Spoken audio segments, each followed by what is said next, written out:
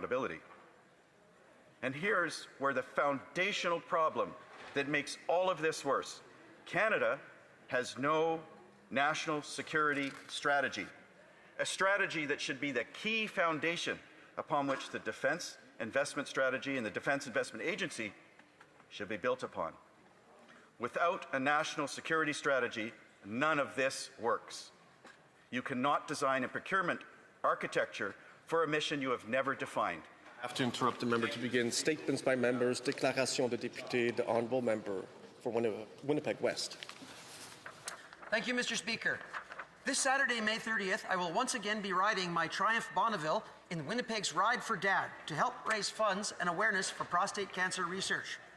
This year's ride is especially meaningful to me because I will be riding in memory of my dear friend, Paul Stewart, a longtime participant and organizer of Ride for Dad, who passed away from prostate cancer nearly 1 year ago. Paul dedicated countless hours to this cause and inspired many in our community to join the fight against prostate cancer. More than 5,300 Canadian men die from this disease every year, accounting for approximately 15% of cancer deaths among men in Canada. Behind these numbers are fathers, brothers, friends, and loved ones whose lives are cut far too short. Thanks to advances in research, screening, and treatment, more lives are being saved, but there is still more work to do. Every dollar raised through Ride for Dad helps support life-saving research, increase awareness, and promote early detection. I encourage all Canadians to support a rider in their community and to help us continue the fight against prostate cancer. Together, we can save lives and make... Honourable member for Nanaimo Ladysmith. As graduation ceremonies take place in Nanaimo Ladysmith and across Canada, Mr. Speaker, new grads are facing one of the toughest job markets in years. Unemployment in the Nanaimo Census metropolitan area hit 8.7% in April, a whopping increase of 2.3% over this time last year. Youth unemployment is up a half percentage point to 14.3% nationwide, and Statistics Canada revealed this morning that Canada is the only G7 country in a recession. Our young people have the talent, determination, and ambition it takes to succeed. They have done everything we've asked, studied hard, developed their skills, and overcome obstacles. But what they need are opportunities to gain experience, build careers, and make enough money to put down roots in the communities we call home. To the graduating class of 2026, congratulations on your achievements. Your future matters, your contributions matter, and Canada needs your talent more than ever. We keep fighting for the opportunities you... Member for Ottawa West Nepean. Mr. Speaker, last week I was honoured to join the Jewish Community Centre of Ottawa as it celebrated the 75th anniversary at the Soloway Centre in my riding. I heard heartwarming stories of dances, children's camps, friendships, and even marriages that began there. Photos from the 1950s to today reflected a generous and thriving community that has contributed so much to our city. Speakers at the event emphasized how welcome they feel at the Jewish Community Centre, something that is sadly not always the case everywhere. With deplorable and increasing anti-Semitic incidents like the despicable effigies in Montreal this week, this makes a joyful space like the Soloway Centre so much more important. In addition to being a welcoming space for the Jewish community, the Soloway Centre also welcomes the broader community. I thank the JCC for all it does to support our city and our neighbours. Thank you, Mr. Speaker. The honourable member for Sherwood Park for Saskatchewan. Stats show that a very large number of 9, 10, 11, and 12-year-old boys are accessing violent, sexually explicit material on the internet. Exposing children to sexually explicit images is a form of child abuse. The proportions of this abuse make early exposure to pornography the most under-discussed crisis in our nation. It is at the root of so much sexual violence, family breakdown, and personal crisis. There is an urgent need to protect young children from the abuse that they so regularly experience through being shown violent sexual images online. Bill S-209 proposes a simple solution. Pornography websites should be required to verify or credibly estimate the age of those who access them. This bill has passed the Senate unanimously 3 times. This bill is now one of the most repeatedly and thoroughly studied bills ever, but we still haven't acted. We are past due for action, and I hope that this Parliament is the one that finally acts to protect kids from abuse, women from violence, and families from crisis by completing the work on Bill S-209. Hear, hear. The honourable member for Thérèse de Blainville. Mr. Speaker, last Sunday I had the opportunity to attend the annual gala of the 806th Optimist Squadron in St. Therese. It brought together over 90 young cadets. What a great organization for learning leadership and civic commitment. I'd like to congratulate all the cadets for their participation and their commitment, and in particular, our local Blainville resident, Raphaël Chiquan, who was accorded an exceptional honor. At just 17 years old, she received the Lord Strathcona Medal for her leadership and dedication, the highest honor that can be awarded to a cadet. For over 2 years, she has been flying planes and is actively involved in our community. Through her determination and passion, Raphaël is a true source of inspiration for her peers and a powerful example of what our youth can achieve. Attending this event reminds us that youth is not just the future, it's the present, and it's crucial to highlight young people like Raphaël. It's through their active involvement that we build a strong Canada. The honourable member for Calgary, Mid-the-Port. As an MP from Alberta, I can tell you that the foundation of our present environment is decades of being ignored or even harmed by years of ideological Liberal government. Albertans want to be treated as they feel about their fellow Canadians, with amity, with respect, and with the opportunity to not only grow as a province, but fully contribute to the Confederation. Sadly, this has not been the case. Liberal governments have perpetually ignored Alberta, stifled our growth, and therefore limited the growth of this nation, leading to our current situation of economic despair, no housing, and 2 million Canadians visiting food banks. I firmly believe that not only Albertans but Canadians deserve a government that will believe in every corner of this nation, that will allow Canadians to contribute and prosper to their full capacity. Only a federal Conservative government can save Canada. The honourable member for Outremont. Mr. Speaker, it's starting to feel like summer in Outremont, Mile End, and the Plateau. I want to salute all our shopkeepers, our restaurant owners, our cafes, all those who bring our streets to life. Bernard Avenue is once again a pedestrian zone this year. Children are playing in the street, parents are enjoying the terraces, and everyone gets an ice cream. Last week I was at Mile End en fait, with thousands of people, thanks to the exceptional work of the SDC Laurier West, the Mile End Business Association, and Gabriel Dallaire and his entire team. This year, to hand out popcorn and lemonade to residents, I was lucky enough to have the incredible help of my daughter Ellie, who rose to the challenge with flying colors. In the Plateau, Mr. Speaker, it's the SDC Rue Saint-Denis and Pauline Béchou who've helped make the Montreal Comic Book Festival a resounding success. And on Mont-Royal Avenue, which will again be pedestrian all summer, the trade fair is in full swing until Sunday. So this summer, let's support our local businesses and fully enjoy our neighborhoods. Mr. Speaker, this morning we learned that Canada is now the only G7 country in a recession. Our economy contracted in both the last quarter of 2025 and the first quarter of 2026. 2 straight quarters of negative growth.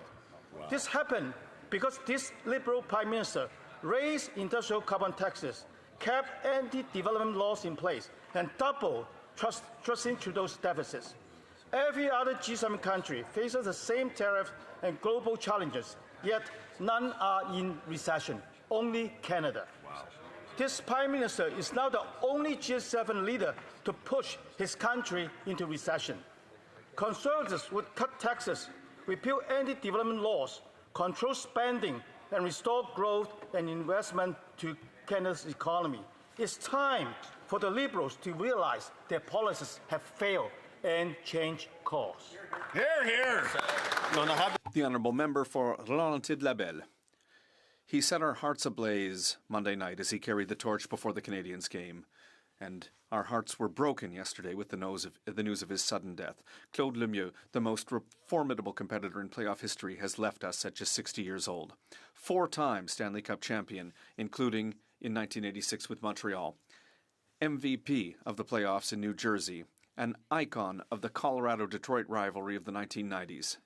Claude Lemieux embodied the spirit of Quebec. Proud, tenacious, unable to give up. It was when it mattered most that we could count on him the most. His 80 playoff goals make him the 9th highest scorer in hockey history. On behalf of the Bloc Québécois, I offer our deepest condolences to his wife Deborah and his children, Brendan, Claudia, Michael, and Christopher. And Claude was our pride and joy in Mont-Laurier, where he grew up. I would also like to extend a special thought to Mr. and Mrs. Lemieux and to his brother Jocelyn, to whom I send all my love.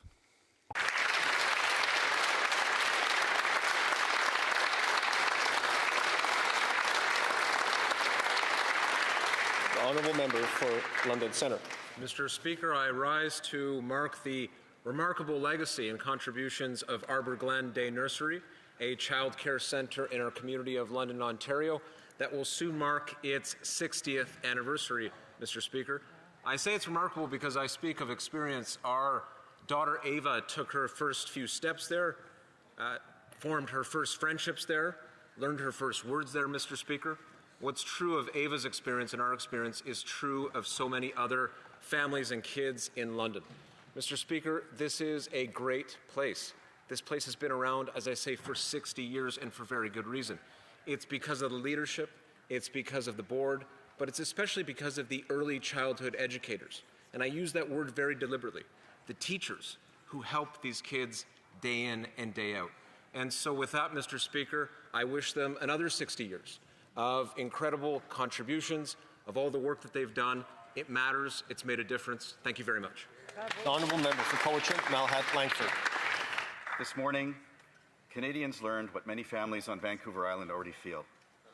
Canada is now the only G7 country in a recession. Wow. The Liberal government's tax hikes, anti-development laws, and reckless spending have doubled Trudeau's deficit, with Canada now owing over $1.4 trillion. Negative economic growth in the last quarter in 2025, and again in the first quarter of 2026. The Prime Minister claims Canada has the best economy in the G7. Reality tells a different story.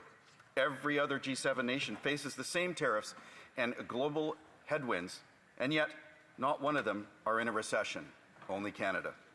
Workers, families, and small business owners on Vancouver Island are paying the price for Liberal economic failure and mismanagement.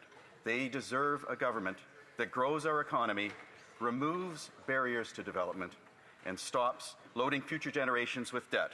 This recession was a choice, and Canadians did not make it. This Liberal Prime Minister did. The honourable member for Toronto St. Paul's.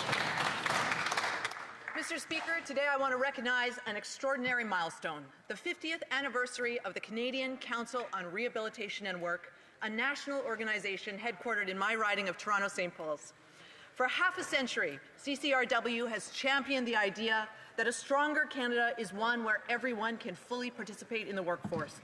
Their work has connected Canadians with disabilities to employment, supported inclusive workplaces, and helped employers understand that accessibility and economic growth go hand in hand. Across our country, businesses succeed when they can draw on the full range of Canadian talent, workers succeed when barriers are removed, and communities succeed when all Canadians can contribute their skills, experience, hard work, and ambition to the project of building Canada. The Canadian Council on Rehabilitation and Work has spent 50 fantastic years breaking barriers and helping make that vision a reality. To everyone part of that important work, thank you for your leadership and commitment, and here's to more years building an inclusive Canada. The honourable member for Kamloops, Shuswap, Central Rockies. This Liberal Prime Minister is the only G7 leader to push his country into recession. All other G7 countries are facing the same issues with tariffs and global challenges, but no others are in recession.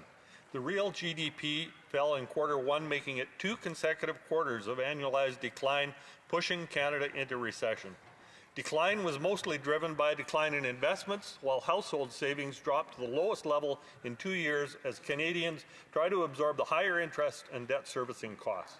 This is the direct result of Liberal policies and taxes, including the Clean Fuel Standard, industrial carbon tax, and fuel excise tax, making everything more expensive. The Prime Minister tried to claim that affordability is the best it's been in over a decade, but families cannot get ahead while paying for Liberal taxes, waste, and mistakes. The Liberals have the means to make life more affordable, yet they continue pushing Canadians into recession. The honourable member for Annonay-Mercier. Mr. Speaker, it's with great pride that I rise today to pay tribute to 2 senior living facilities that bring honor to Honoré Mercier. Résidence La Seigneurie d'Anjou, which is celebrating its 25th anniversary, and Résidence Au Fil de l'Eau in Rivière-des-Prairies, which is marking its 40th anniversary. These anniversaries remind us that seniors are the living heart of our neighborhoods. They're the guardians of our memory. They're the builders of our collective history. In Anjou and in Rivière-des-Prairies, their life stories, their diversity, and their resilience deeply enrich our social fabric.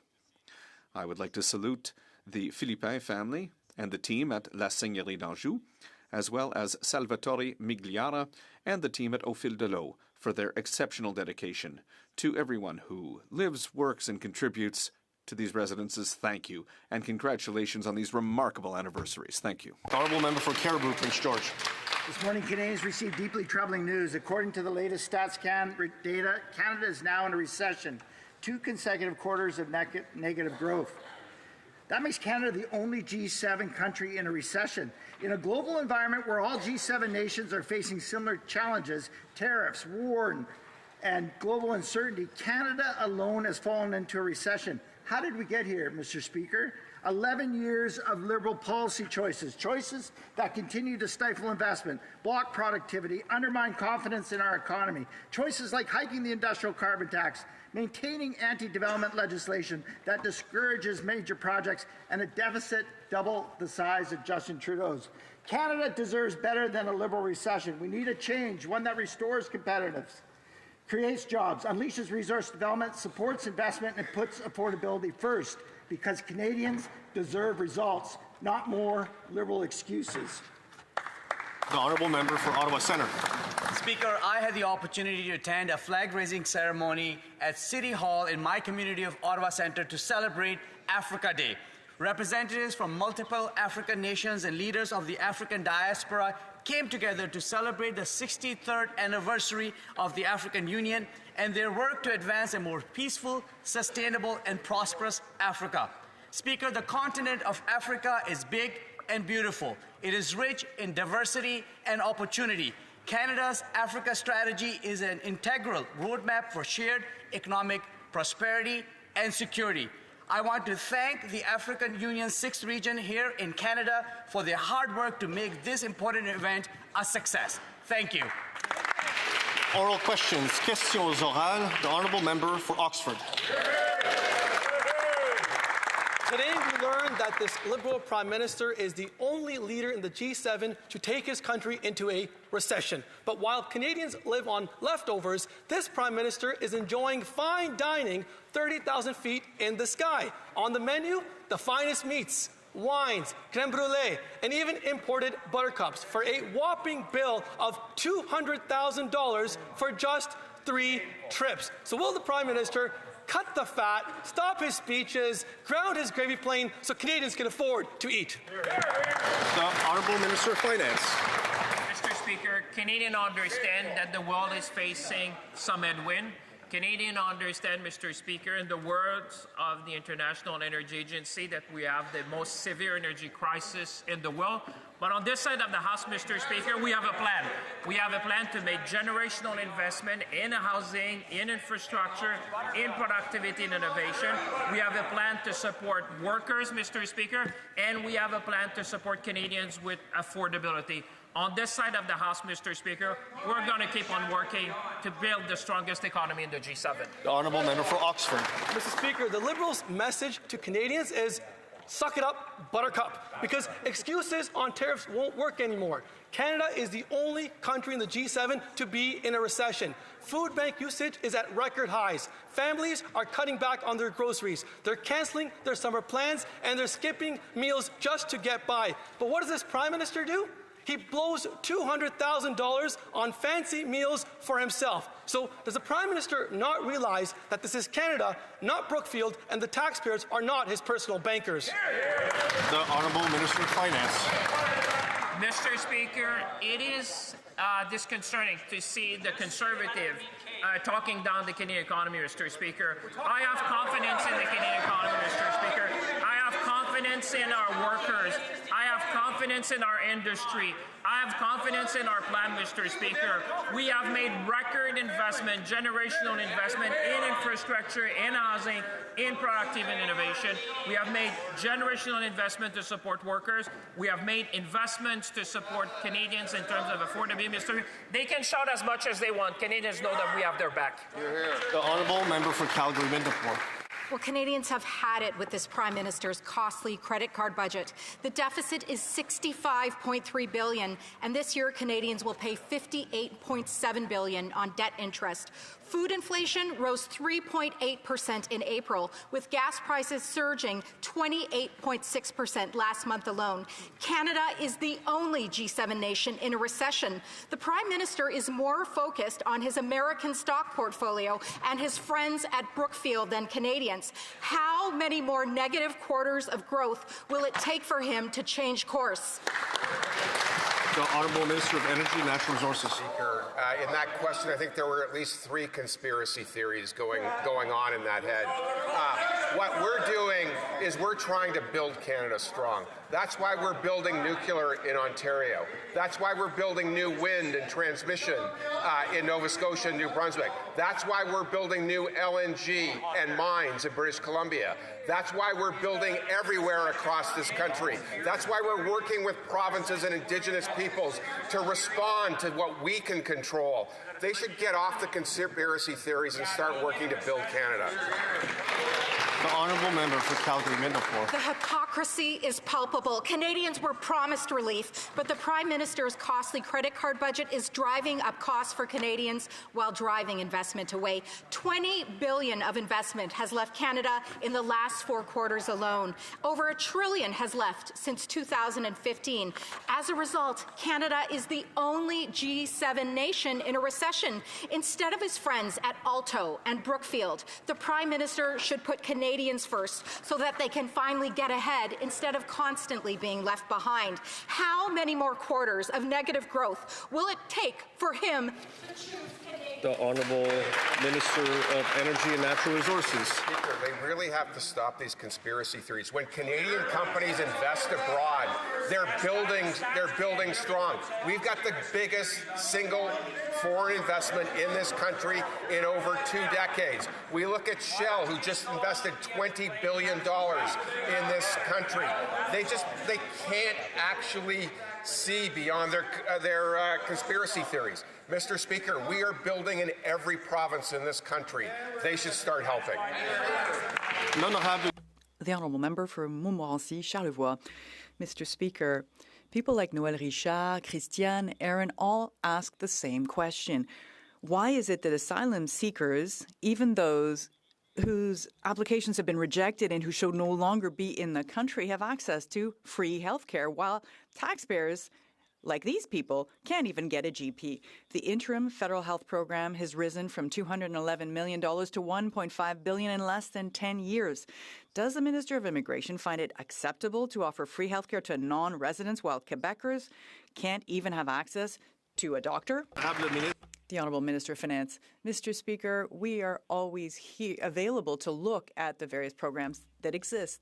My colleagues should be reassured by the fact that we identified $60 billion in savings throughout the various government departments. We understand that Canadians and Quebecers have been tightening their belts over the last while, and that's what we need to do at the federal level. We're always working to find savings within the government, to do more through technology, to improve our processes, and Canadians know we will always be there to help them. The honourable member for Montmorency, Charlevoix. Mr. Speaker, the vast majority of firearms used to commit crimes in Canada have never been legally owned and are mostly here through contraband. In over 80% of firearm homicides in 2024, the accused did not hold a valid license. As for the rest, the offences are largely linked to issues of mental health. Instead of investing in prevention, mental health, border security, tackling street gangs, the Liberals talking about spending $1 billion to target honest citizens. Why are the Liberals wasting taxpayers' money on programs that don't work? The Honourable Government House Leader. Mr. Speaker, it is precisely to support people who are acting legally with firearms that we are taking action. The real question is, why is it that 100% of the time Conservatives are opposed to each and every measure we put forward to limit assault-style firearms on the streets in Canada, to limit crime every time we try to do something to counter these criminal activities? There, we deal with headwinds from the Conservatives. Of course, we want to support legal owners of the honourable member for Berthier-Masquinongé. Mr. Speaker, the Prime Minister showed his true colors by stating that 50% plus one of the votes would not be enough to win a referendum. He has proven that he would trample on democracy if he was unhappy with the decision made by the people. He has proven his commitment to a long tradition of federalism that tramples on the right of peoples to self-determination. A federalism willing to cheat to win. Quebecers, on the other hand, are deeply democratic. They proved it by accepting the results of the 1995 referendum. Why is Canada fundamentally incapable of following the rules? The Honourable Government House Leader. Let's look back at the last few weeks in Quebec, Mr. Speaker. We had the largest order of aircraft from Airbus in Mirabel in the history of Canada. We have the start of the Nouveau Monde graphite work in this area. Lots of opportunities for employment there. The ports, we are focusing on the economy and opportunities for Quebec. What is the Bloc Québécois talking about? Rupture, instability, separation, referendum. The honourable member for Berthier-Masquinongé. Mr. Speaker, the Prime Minister himself is the one who started this debate, not the Bloc Québécois. He referred to clarity, and he did so regarding a referendum in Alberta that the law doesn't even apply to. He can't help himself. He's absolutely determined to show that he won't respect democracy if he's not happy with the citizens' choice. The fact that he's so eager to launch this debate when it wasn't even necessary is telling, very telling. Why is he in such a hurry to prove he's willing to cheat to win? Government House Leader. Well, let's talk about democracy, Mr. Speaker. Let's talk about the process. There will be elections in Quebec in the fall. We haven't even got to that. Those elections, the equivalent party to the Bloc Québécois at the provincial level we have yet to see where things stand with them. Even if the Bloc Québécois does want to provoke a rupture, a separation, a secession that would destabilize the economy of Quebec. The honourable member for Laurentides-Labelle. Mr. Speaker, in 2 weeks' time, the Prime Minister announced that he would undermine democracy during a referendum by disregarding the 50% plus one rule. He announced a new pipeline with Alberta that crosses into another province's territory without that province's approval. He caused the former Environment Minister to resign over his shift toward the oil industry. He's shown himself to be an anti-democratic Prime Minister, advocating a predatory form of federalism in the service of the oil industry. All this in 2 weeks' time. How can the Liberals endorse this? The Honourable Minister of Finance.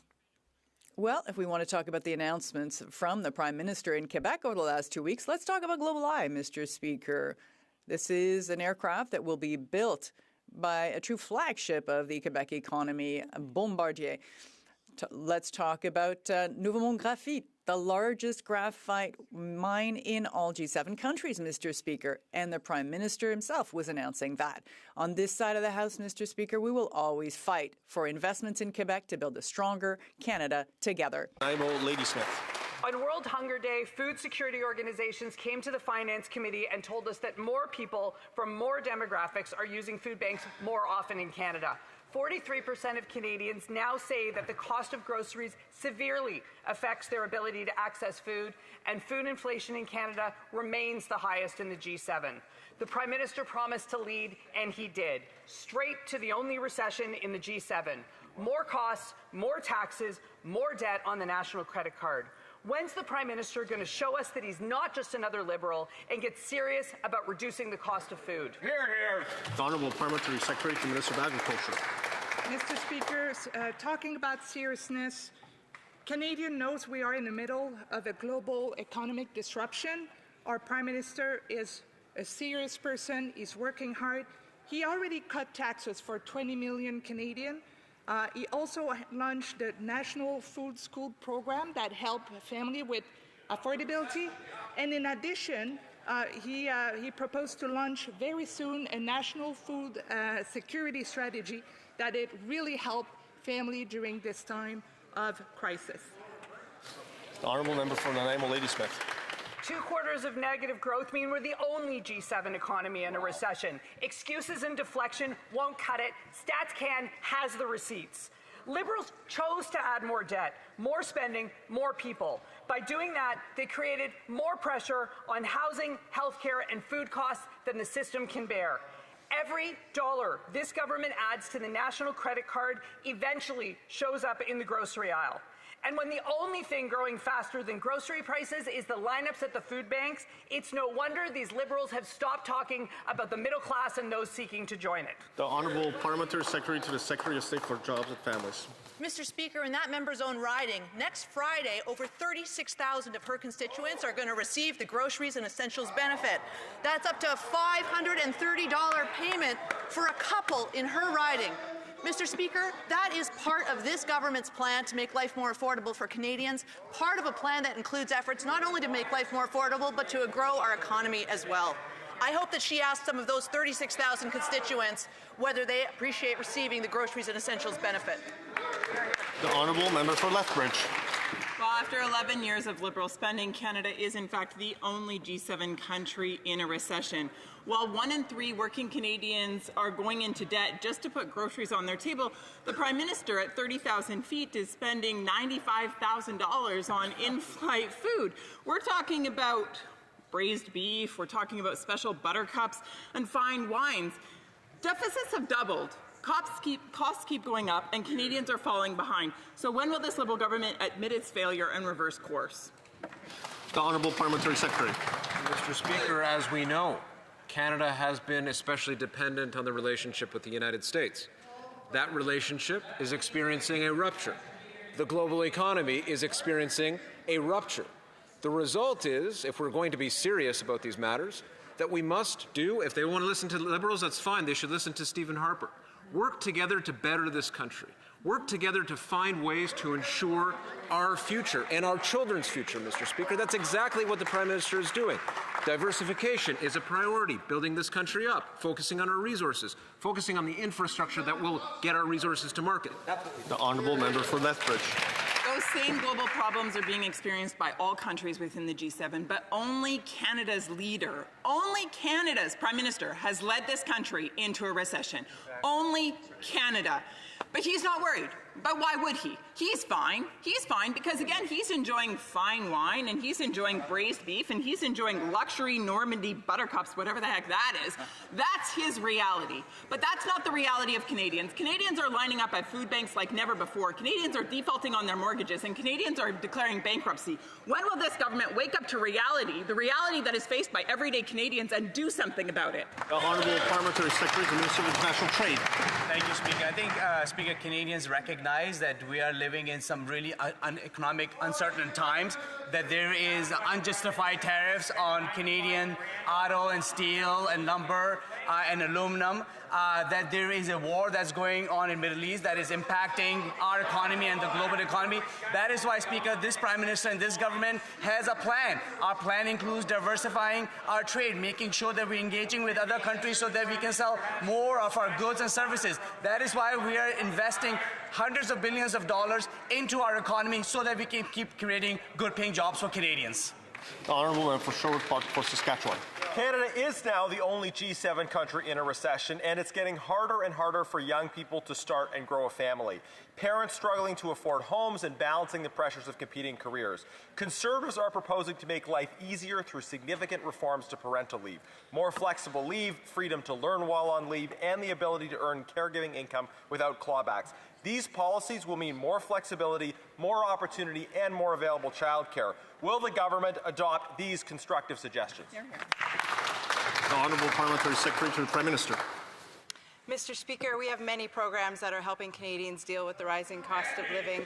Mr. Speaker, in fact, next week, Canadians will start to receive Canada's new groceries and essentials benefit. For a family of four, that's $1,900 this year. That is real money that is going to help them face the rising cost of living. Mr. Speaker, a few days ago, there was a poll released that shows that Canadians' optimism, their sense that Canada is moving in the right direction, is at its highest level in over a decade.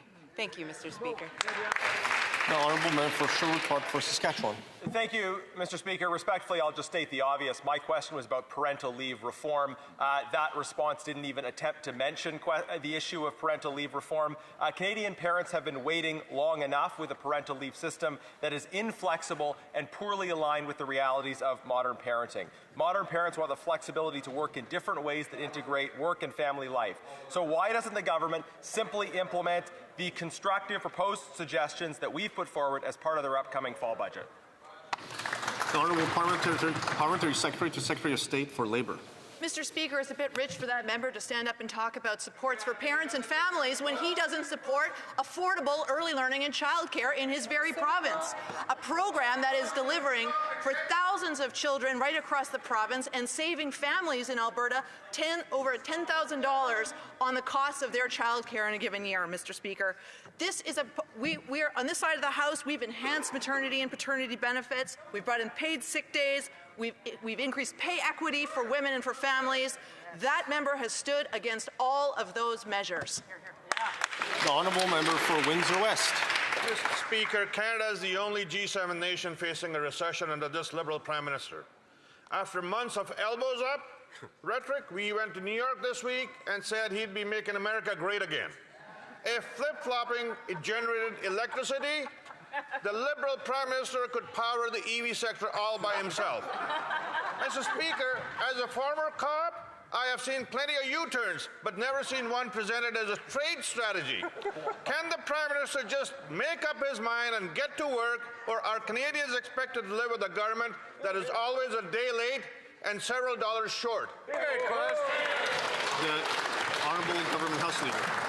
Mr. Speaker, Canadians are well aware of the headwinds facing the global economy, trade wars, actual wars in the Middle East and in Europe. This government has a plan for infrastructure, for major projects, for investing in people and skilled trades workers, giving our young people an opportunities. But I think what Canadians are troubled by is the enthusiasm, the glee that they witness when the Conservatives parade on in here this morning and trumpet bad news in terms of these headwinds for the Canadian economy. It's time for the Conservatives to stop celebrating the challenges that we face and get on board. The honourable member for Beauharnois, Salaberry, Soulanges, Huntington. Mr. Speaker, this week marks a turning point. The Prime Minister betrayal on climate change and the Liberals' electoral deceit on the environment, the Green banker, they sold us on, turns out, to have nothing green about him except his thirst for wads of cash drawn from black gold. And he's dragging all the Liberals down with him, the very same Liberals who ran on an election platform that mentioned the word climate change 28 times, but never once the word pipeline. Is there a single one of them who will refuse to be complicit in this betrayal? The Honourable Secretary of State for Nature.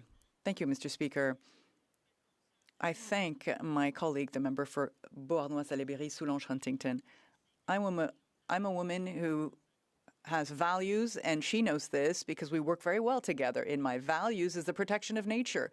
It's a privilege for me to be appointed to this role. But there's also the necessity to fight climate change. I'm a mother of 4 kids. I hope to be a grandmother one day, and I know this is important. We will continue to do this in a different way. We're going to do this in today's context. There are rules on methane already. We have the nature strategy already. The honourable member for Beauharnois, Salaberry, Soulanges, Huntington.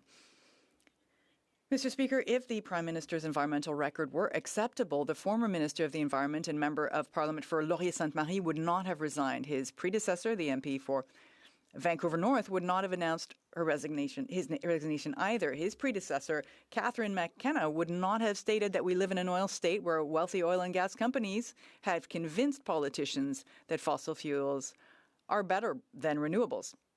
All the environment ministers of the past decades are distancing themselves from the Prime Minister. How can the Liberals tout his record? The Honourable Minister of the Environment. It's always interesting to hear these questions from the Bloc Québécois because, again, it's an about-face. The Bloc Québécois leader himself was prepared to, and he supported drilling in Anticosti, but apparently now they've got a great interest in these matters. If we want to talk about what we're actually doing on this side of the House, we're continuing to fight climate change. And we are world leaders in the work that we're doing on methane, international investments. For climate change, we will continue to do our work. Député, honorable député. The Honourable Member for Portneuf-Jacques-Cartier. Mr. Speaker, we learned this morning that Canada is the only G7 country in a recession.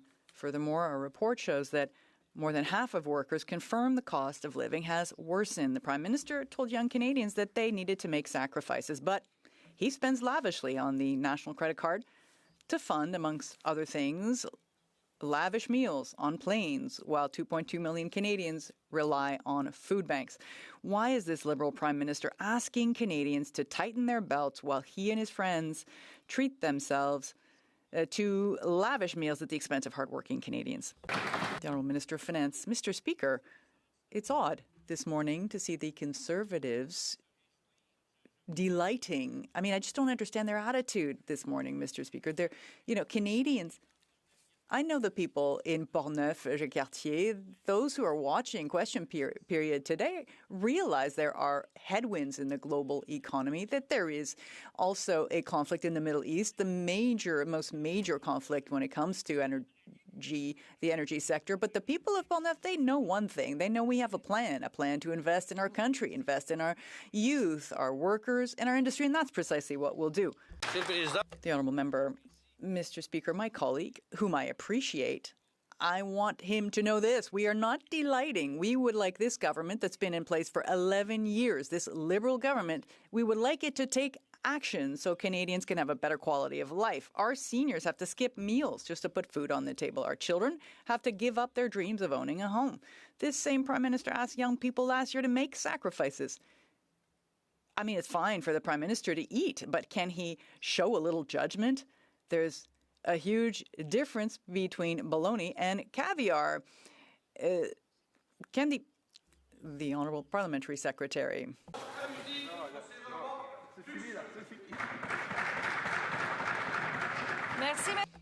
Thank you, Mr. Speaker. Thank you. Look, more rhetoric from the other side. On this side of the House, we know that the cost of living, the cost of housing, and food are extremely important for Canadians. We've got a tax cut for 22 million Canadians. There's also going to be the groceries and essentials benefit next week. The Canada Food Program, 400,000 young people. Build Canada Homes has agreements for tens of thousands of units to be built in the next few weeks. They voted against all of this. Why do they show such contempt for Canadians? Why won't they get out of this echo chamber and listen to Canadians? The Honourable Member for Louis Saint Laurent à Coinrac. This morning, Canadians were very disappointed to hear that there is a recession. It's the only G7 country that is in a recession. Apparently, we are dealing with one of the most prestigious economists in the world leading this country. We have the worst economic record in the G7, but we have the worst inflation also, food inflation in G7 countries. 1 out of 3 workers have to borrow money to do their groceries. But the Prime Minister can spend $180,000 on 3 flights. Is the Minister of Finance proud of this Prime Minister when he's telling people that they have to tighten their belts? Let's be clear. Canada's not in a recession, Mr. Speaker. I could have said per capita, the GDP has increased in the first quarter, but I won't say that. I also said that financial markets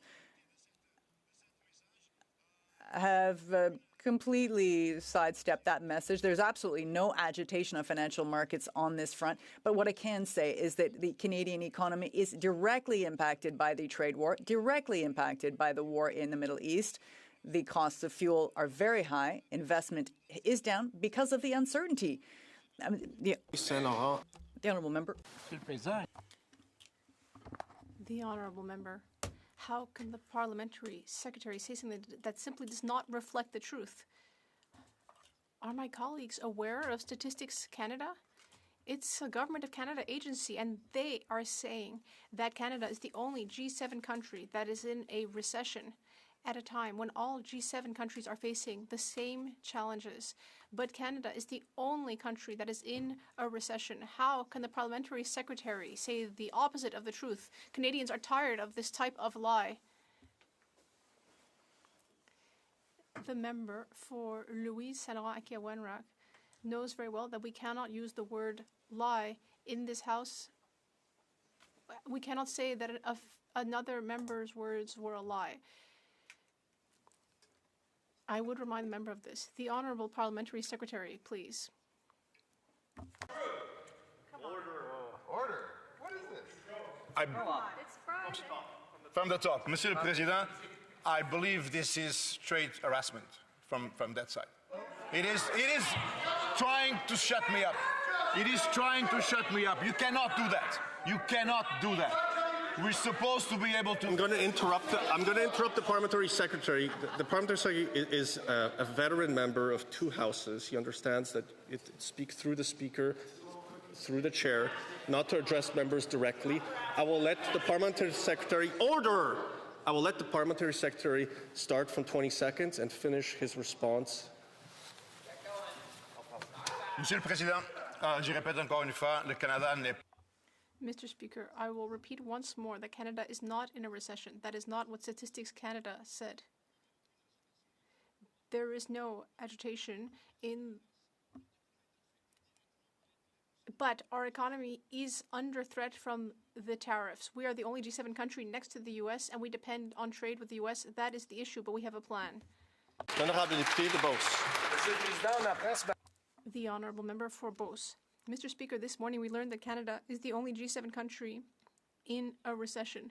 But despite this,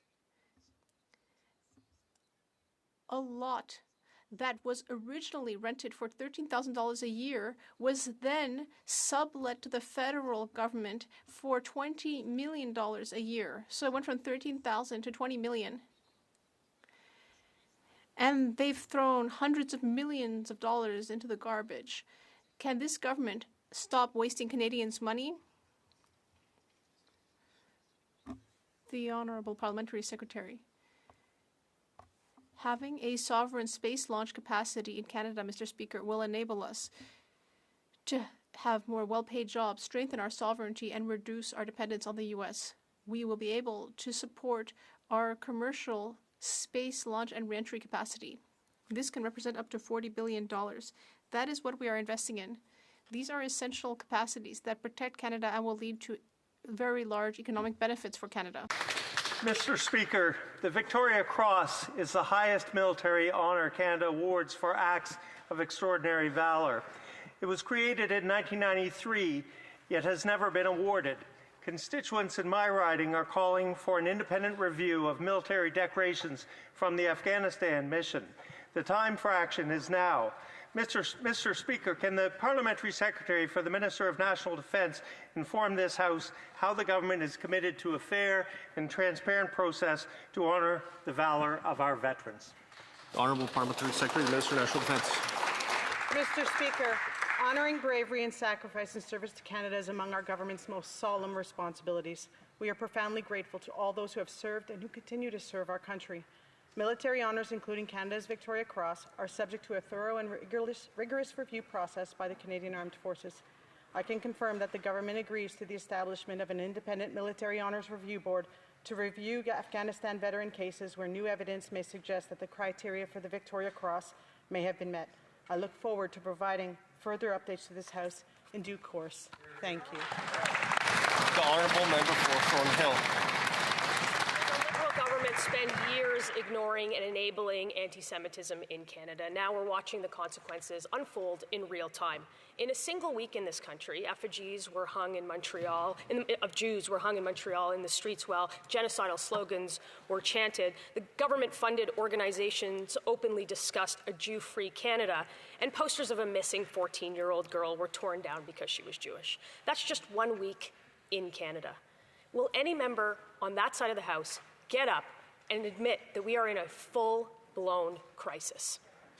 The Honourable Parliamentary Secretary to the Minister of Emergency Management and Community Resilience. Mr. Speaker, I agree with the member. There is a crisis of anti-Semitism in Canada. That is why the government denounced, through the Minister of Public Safety, what happened in Montreal last weekend. That is why we put forward the Combating Hate Act, to listen to the demands that the Jewish community has been making for the last 3 years. That is why we augmented funding for Jewish community security across this country. And the Prime Minister and every single member of this caucus is committed to the safety of Jewish communities across this country. The Honourable Member for Thornhill.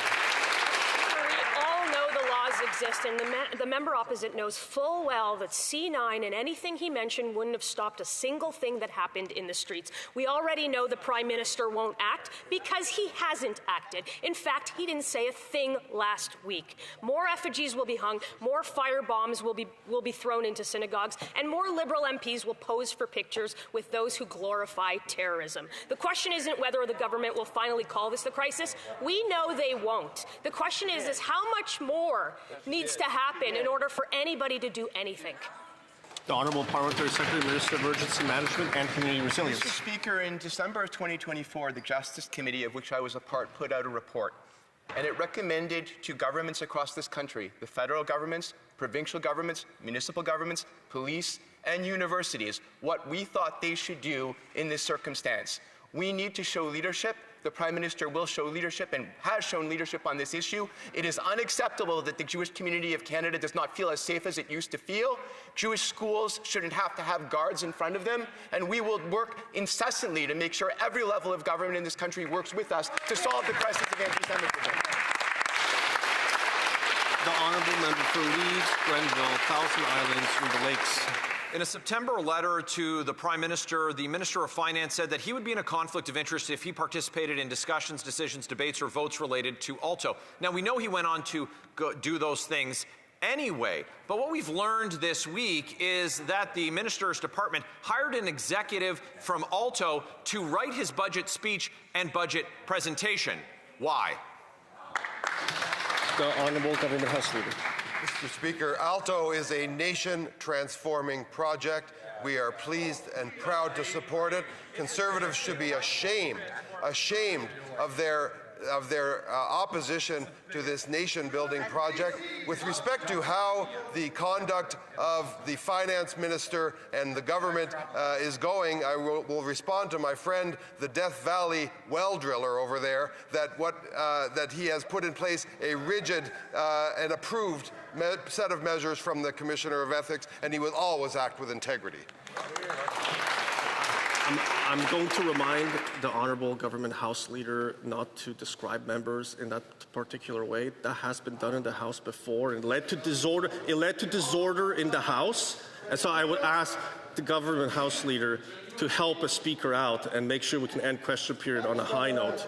With that, the Honourable Member for Leeds, Grenville, Thousand Islands, Rideau Lakes. In a surprise to no one, the Government House Leader lowering the decorum in this House at the same time that he's also unleashing devastation on communities across Ontario and Quebec. The expropriation of farms, homes, businesses, the destruction of environmentally sensitive land like the Frontenac Arch Biosphere with a program that will cost more than $90 billion while they let atrophy Canadian infrastructure and services like Via Rail, which services the same communities that Alto will pass by while destroying. Why won't they invest in Canada instead of destroying? The Honourable Government House Leader, Minister of Transport. Via Rail will always be a prominent feature of our transportation network. Via Rail will continue to be a source of pride and obviously utility for Canadians. And I will note, Mr. Speaker, that this is the first time, I think, in the history of this chamber that we have heard the Conservatives utter the word biosphere. I can assure him that the environment and farms and agriculture will be treated with the utmost sensitivity as we build this very popular, very important high-speed rail project in Canada. The Honourable Member for Portage-Lisker. Mr. Speaker, despite strange denials from the Liberals, the breaking news this morning is that thanks to the Liberal Prime Minister, Canada is the only G7 country in a recession. And due to decisions like spending $200 million on a small concrete pad and a gravel road, it's all starting to make sense. And what are taxpayers getting? Insiders getting rich and the potential to maybe launch rockets in the future, but only if taxpayers continue to hand money over hand over fist. Worse, the private company who owns it is yet to put a single rocket into space and has lost $7 million in 2 years. Now, I'm no rocket scientist, but it's clear someone is getting rich. The question is, who is it? The Honourable Parliamentary Secretary, Minister of National Defence. Mr. Speaker, establishing Canadian sovereignty space launch capabilities is essential for us, not only in terms of our defense capabilities, but in terms of our ability to also detect wildfires, detect atmospheric issues. This is incredibly important for Canada. The Premier of Nova Scotia is in support. The industry is in support. This is going to generate billions and billions of dollars in economic returns and create jobs. I don't understand why the Conservatives are against innovation. The Honourable Member for Portage-Lisker. Immediately after the Liberals funneled $20 million to Maritime Launch Services for no work to a nearly bankrupt company, the board chair sold previously worthless shares, pocketing $1.8 million. That's what we're against, Mr. Speaker. Yet again, insiders getting rich while taxpayers get fleeced. No wonder Canada is the only G7 nation in a recession. This Liberal Prime Minister has led us straight there. The Liberals are willing to burn $200 million, or over 50 grand a day, on a concrete pad, a gravel road, a hope, and a dream. Will the Liberals finally just come back to earth and stop wasting taxpayers' money? The Honourable Parliamentary Secretary to Minister of National Defence. Mr. Speaker, as someone who has the Canadian Space Agency in Longueuil, I don't understand why the member opposite is not supporting space domain awareness. This is incredibly important. Our job is to make sure that our forces are ready and resilient when operating in the space domain. We're standing up 3 Canadian Space Division, which will ensure space domain awareness, defend and protect our satellites, and deliver space power in support of military operations. This will allow Canada to have sovereignty in terms of our ability to launch satellites into space. Our allies are asking for this. I don't understand what the problem is. The Honourable Member for Niagara South. Mr. Speaker, last night the Minister of Immigration tried to dodge a very simple question. When asked whether taxpayer dollars are being used to buy hotels for asylum claimants, she attempted to rebrand them as reception centres. Canadians know the facts. Municipalities like Ottawa and Pickering have already used millions in public funds to purchase hotels to house asylum claimants. Changing the label does not change the reality. With Canada now the only G7 country in a recession, will the minister stop hiding behind bureaucratic language and finally confirm the Liberals are funding municipalities to purchase hotels for asylum? The Honourable Parliamentary Secretary, Minister of Immigration. Mr. Speaker, there is a pattern here with the Conservative questions on immigration. Instead of putting forward meaningful reform, that's constitutional, and I have great respect for that member. We work together on the Immigration Committee. But instead of putting meaningful reform forward, that's constitutional, they go back to refugees constantly. That is not an illegitimate issue, but the way they frame it rings familiar. It's right-wing populism. He knows, because we've heard at committee, that there's no merit to those points, Mr. Speaker. We're working with communities on long-term housing solutions for everyone, Mr. Speaker. Honourable Member for Niagara South. Mr. Speaker, with Canada now the only G7 country in a recession, Canadians cannot understand why this government continues wasting millions of dollars through government programs that fund municipalities to buy hotels for asylum claimants. A hotel does not stop being a hotel because the Liberals rename it as a reception centre. Canadians are tired of political spin and the word games that families struggle with rising costs and economic uncertainty. Will the minister stop misleading Canadians and answer this question directly? Is the Liberal government funding municipalities to buy hotels The Honourable Parliamentary Secretary to the Minister of Immigration. The member knows because, again, he works on the House of Commons committee responsible for immigration, that for some time now, in fact, hotels have not been used to resettle refugee claimants. We are certainly working with municipalities. We are certainly working with municipalities to assist in a variety of ways. And we know that the global displacement crisis that has been in effect since 2015 has certainly created challenges for Canada and other democracies. We are there for municipalities in response. We'll continue to do that. And I look forward to the report on the matter that's upcoming in committee as well. The Honourable Member for Red Deer. Mr. Speaker, there are 74,000 rejected asylum claimants still in Canada that the government refuses to deport under the bloated interim federal health program. The Liberals rejected them for a reason. Well, Canada is the only G7 country in a recession. These fraudsters still get taxpayer-funded health care, like physio, counseling, and Canadians don't.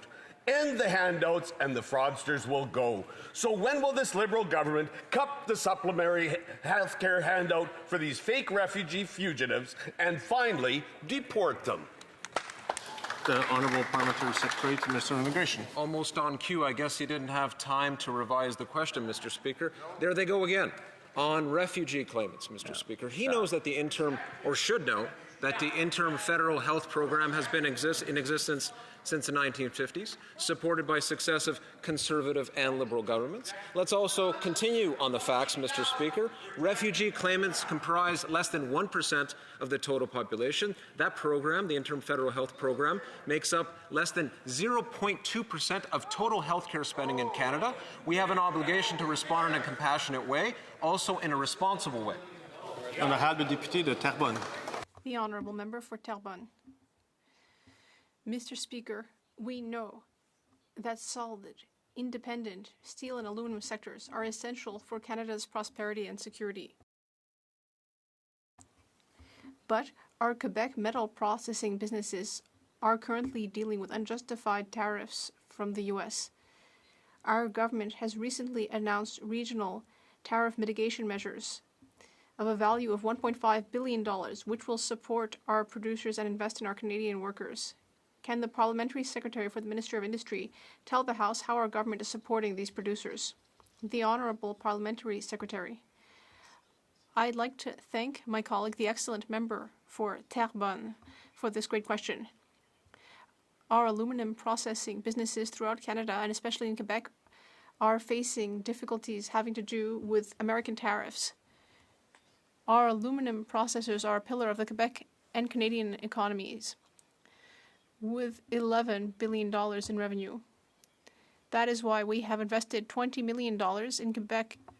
We have invested $20 million in Quebec aluminum producers as part of our overall tariff mitigation program. Our government is taking concrete measures. So Williams Lake are once again sounding the alarm about rising crime, street disorder, open drug use, and repeat violent offenders terrorizing local businesses and families. Williams Lake City Council is holding an emergency public safety meeting after RCMP reported more than 1,400 calls connected to downtown core already this year. The Prime Minister promised Canadians safer communities, but after 11 years, people in Williams Lake feel less safe walking down the street, less safe opening their businesses, and less safe raising their kids. Will the Prime Minister stand in the House today and finally admit his soft on crime policies have failed? L'honorable secrétaire parlementaire du ministre de la Sécurité publique. Mr. President, I find interesting that the honourable member goes on onto that subject, since this government, within 1 year, has done more than any government before. C8 on cyber trade, C9 on heinous crimes, C12 on border security, yes. C14 on bail reform and more severe sentences, C16 on protecting victims and accelerating justice, and now C22 legal access. I hope this time they will vote with us. The Honourable Member for Caribou Prince George. Mr. Speaker, I don't know what fantasy world my colleague is living in, but there are bad people doing bad things to good people, and Canadians are fed up with it. Right. That's right. Mr. Speaker, I spoke up this week of a constituent who was run over, dragged down the street, and left for dead, and the perpetrators got off scot-free. Williams Lake City Council are actually considering sending all the criminals to another jurisdiction because of soft on crime policies. This is real.